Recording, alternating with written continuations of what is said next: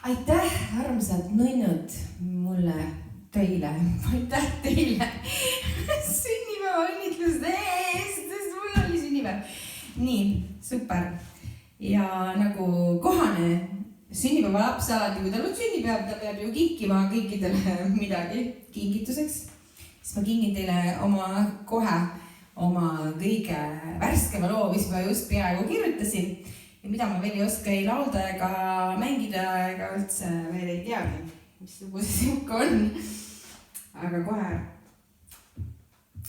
kuna me oleme ikkagi minu magamistoas praegu, siis siin võib juhtuda kõike.